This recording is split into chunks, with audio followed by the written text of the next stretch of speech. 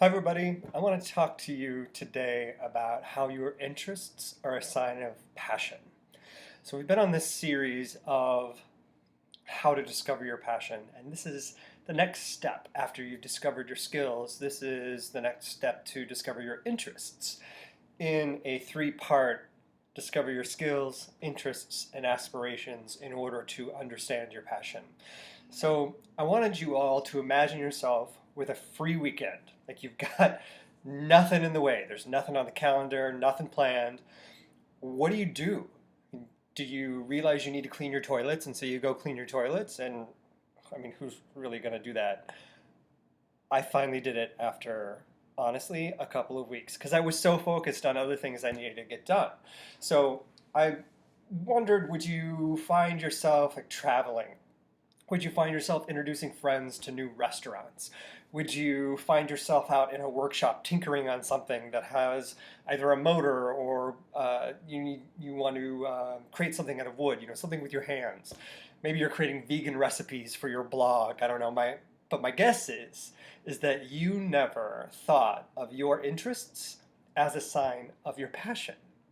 So, because your weekend was free in your imagination, did you work all weekend on your project? Did you do more than you thought you could? Did you end up actually over delivering on what you thought you would actually accomplish?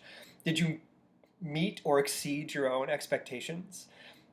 My guess is you probably actually spent all your time on that thing that you were so focused on, even at the expense of the clean toilets, right? Because who would rather clean a toilet? I did the same thing. I totally get it. So I'm wondering if you'd like to continue on this journey with me, I hope you do, in order to discover your passion. And if you have, and you want to, then you come to the right place. And we're going to dig into some ideas about how to discover your interests. So, first, remember, I believe that finding your passion is a process. It's not a job. And if you go back to comingouttarot.com, you can find that post, including posts related to the awareness of your skills and how to discover your skills. And during January, I also threw in a post about 5 easy steps to discover your skills. And if you go check those out, they're simple, easy steps, something that coordinates really well with the Find Your Passion workbook, which I'll talk about in a little bit. So I'd like you to start right now, just, you can even pause this and take a moment and reflect on the last time that you actually over delivered on something. I mean, you like really got into your groove and spent so much time on something that you delivered more than you thought you could or was expected of you. I think that when you've actually over delivered, that's when you found an interest and possibly more than one. So if you think back about those times when you like purposefully worked late, either at your job or at something that you really wanted to accomplish at home, or that time that you just kept working and hours later you looked up and realized, I'm hungry, I didn't eat anything. And you're probably starving, but you'd really kick some serious butt on whatever it was that you were working on. Like you created the best blog post ever, or you created, the best itinerary for your friends when they come into town. What was it? What was it that you did that time when you worked so hard that you forgot to eat? That probably included you employing some skills that we already talked about because you knew how to do what you were doing.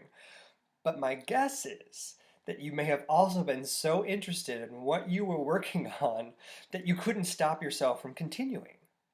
It's like having a meal that is so, so, so good that you just keep eating even when you know you're full so that you're about to burst. So, I, I think that because that moment happened, your interest is so strong that you are working extremely hard for whatever the outcome is that you're working for to be perfect. And we try so hard to be perfect that you end up over delivering because you want it to be better than you thought you could make it.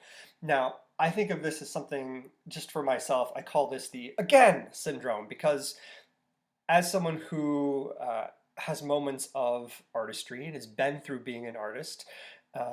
I think that a lot of artists go through this again syndrome, that what they do is you actually think you may have come close to perfection, and you go, no, I can do that better. And you try it again. And you go, no, I can do that better. And you try it again. And then you realize, oh, I missed that. And then you try it again and again and again and again. It's not only the rehearsal process, but it's the effort of creating art outside of the rehearsal process. So it's all this again, again, again, again, again. Because if you don't do it again, you may not get it right. And eventually you get it to a point where you almost think it's perfect, but it's as done as it's possibly going to be. And you know you can continue to work on it, but at some point, you just got to put your pencils down. And it's probably better than almost anybody else around you would have done.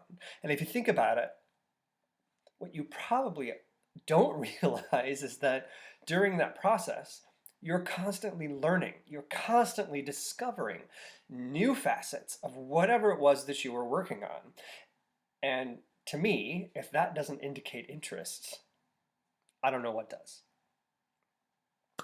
So when you're consistent in learning more and more and more, and whatever it is that you're spending your time on, you're constantly discovering something new and what others might see as mundane, right? It's just not of interest to other people.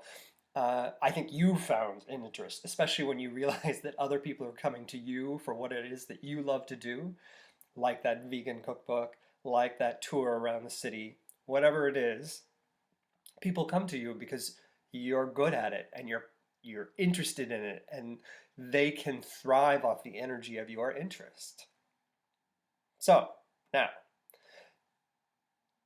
what do you do with this? What do you do with the interests that you've discovered? And if you haven't, don't forget, take a moment, pause this, and think about those things we talked about. Write down those interests. And if you're not sure where to write them down, you can download the free Find Your Passion workbook. I mentioned it earlier. If you've not already signed up for my newsletter, then go to comingouttaro.com. There's a button in there that says Find My Passion. Click on that, sign up for the newsletter. Super easy, super quick. And the first email you get from me, it'll give you a button about where to find that workbook. And you just click on the button, put in the password, download it, and you're on your way. And if you've already signed up for my newsletter, in the next iteration of the newsletter that comes out, there'll be an option in there so that you can download the Find Your Passion workbook for free. Once you've downloaded it, there's a place for you to write down your interests. There's even a place for you to work through all of that skills stuff that I've talked about in the last couple blog posts. And when you start to pull those together, pretty soon we're going to start to work on your aspirations. And when you've got all three of those things, you've got an equation that equals your passion. I hope that you're enjoying working towards your passion. If you are, and if these posts are helpful for you as you try and discover your passion, let me know. Drop me a line at Coming Out Tarot on any social media channel and let me know how you are getting along in discovering your passion. I love to hear what you're struggling with. I'd love to hear where you're finding success, because I want to help you along in that effort to find fulfillment and satisfaction in finding your passion. Thank you.